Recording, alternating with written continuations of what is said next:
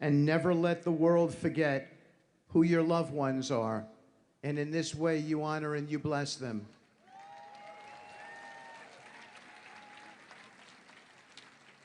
To the hostages themselves, our brothers and sisters, you are coming home.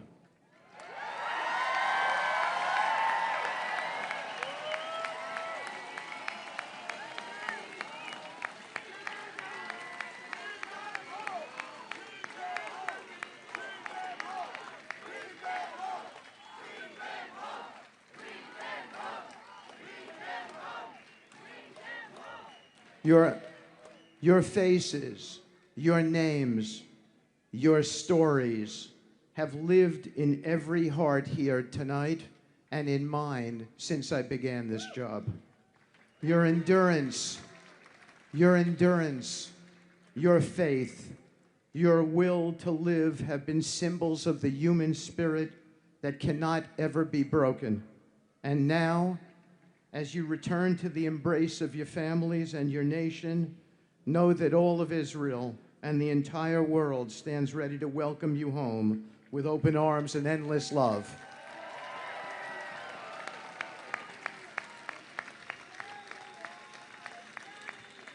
And let's not forget the people who have lost children who are not coming home. Members of a very terrible club that I'm a member of myself. We remember the heroes and the innocent souls who are no longer with us, those who were taken from us on that terrible, tragic day, October 7th, and those who have given their lives since then in defense of freedom and their nation, in defense of this country, Israel, in defense of peace.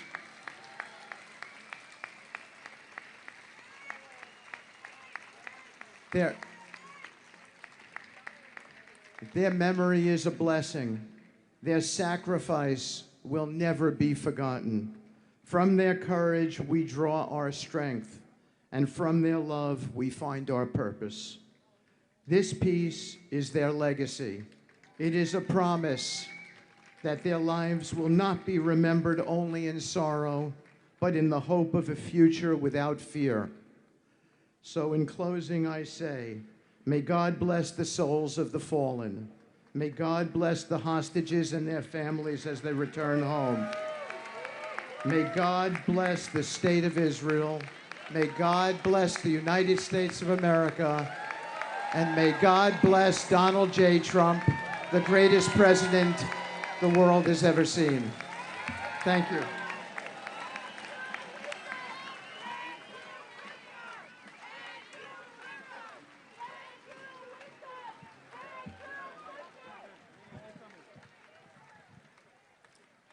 I agree with you. Thank you, Witkoff.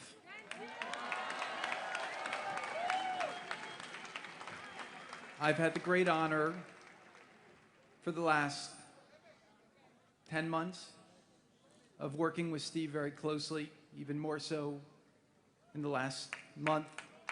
And I have to tell you, it's been an honor to me to work with such a special man who's approached this impossible task with a full heart and with a full commitment.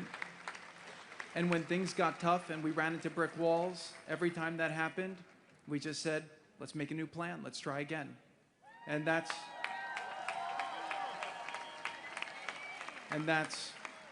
what being partners with Steve was like. And I also have to say, working with President Trump on this, his commitment to seeing peace, to seeing the hostages return home, to seeing Israel secure and safe, and to seeing the entire Middle East stable and thriving is unmatched.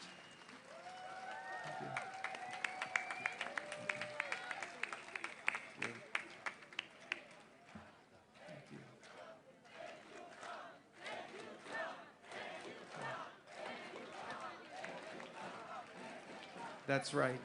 Thank you, President Trump, for the amazing job you did and for your commitment to bring this horrible conflict to an end.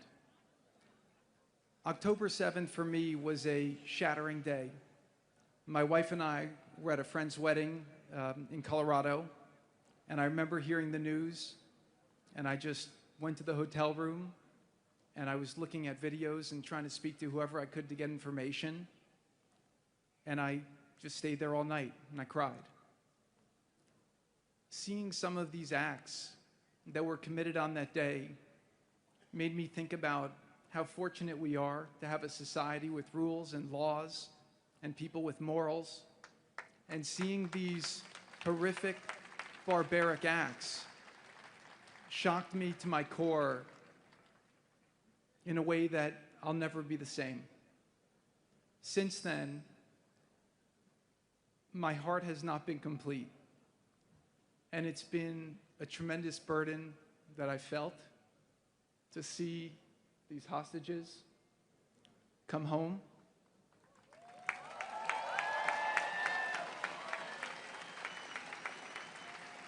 To see their families get the closure they deserve and to end this nightmare. And also to see the suffering end for the people in Gaza, who, for most of them, were experiencing this through no fault of their own, other than being born into a situation that was horrific.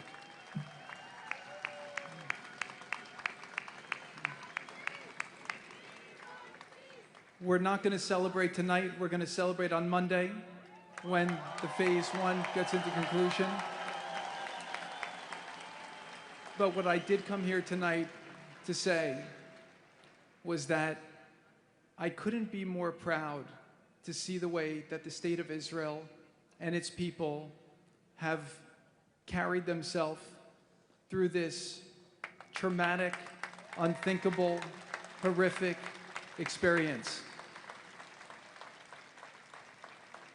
Instead of replicating the barbarism of the enemy, you chose to be exceptional.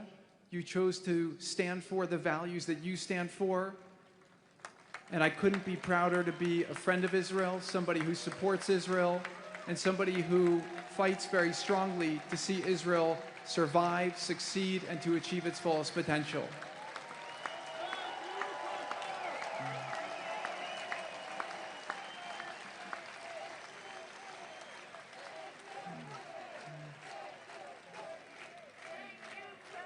Thank you.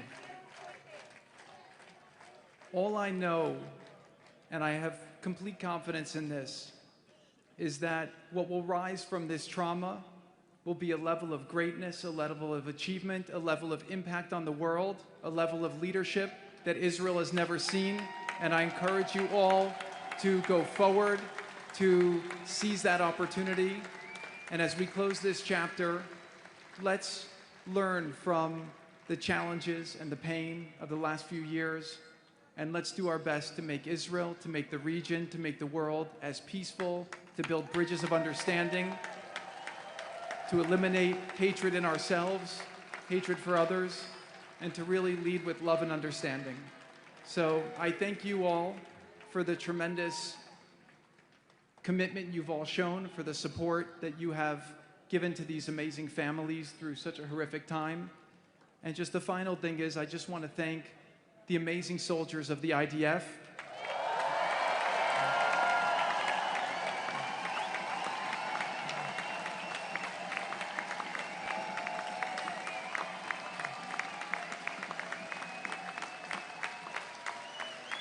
Without their heroism and brilliance and bravery, this deal would not have been possible.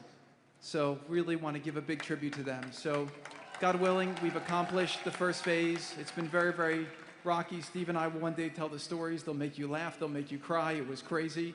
I noticed he had no 4-letter words in his speech because I think he used them all up in the negotiation. But I think that it's a really great thing, hopefully, to celebrate Monday. So really an honor to be with all of you tonight, and I'll introduce my wife who wants to say a couple words.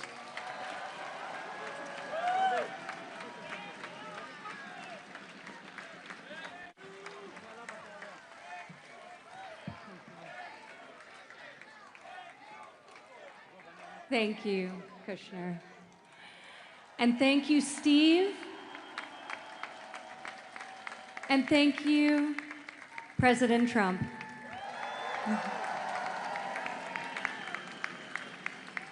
Tonight, as we stand here together in Tel Aviv, we honor the strength of every family waiting, praying, and believing.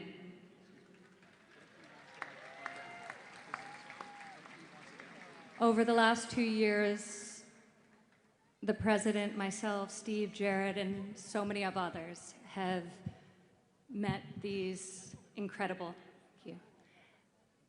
people, and I am in awe by their strength and conviction in spite of such suffering.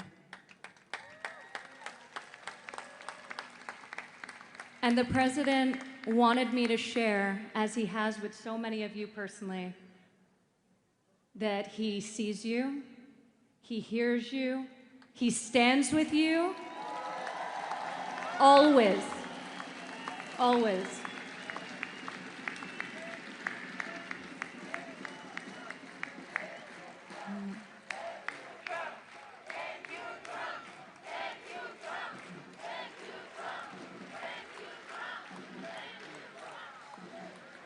The return of each hostage is not only a moment of homecoming and relief, it's a triumph of faith, of courage, and of our shared humanity.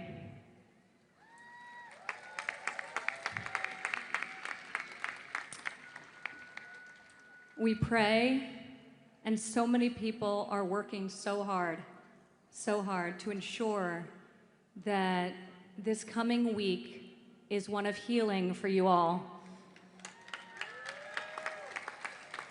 One of healing as we begin and embark on the next chapter, which, God willing, after far too long, will be a lasting and enduring peace. God bless you all for standing in solidarity together through this dark chapter. And we're all praying for Monday and beyond. So thank you.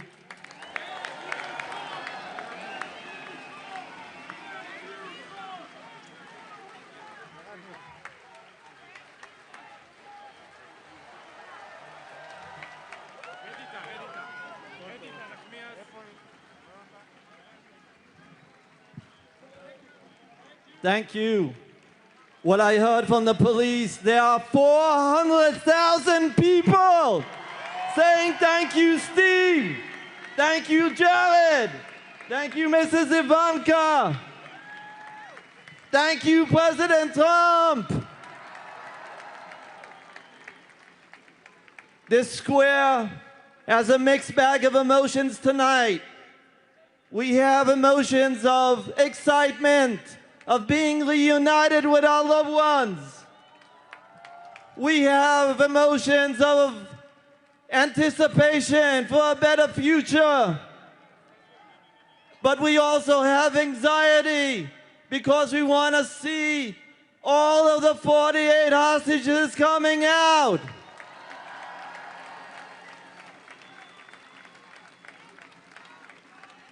We want to see our loved ones. And there are 28 hostages that gave the ultimate sacrifice, together with 2,000 additional Israelis that we want to pay our respect. And what we want to say, Jared, Mr. Witkoff, Mr. and Mrs. Kushner, the President, after these 72 hours, we request humbly, finish the job! We want all of them!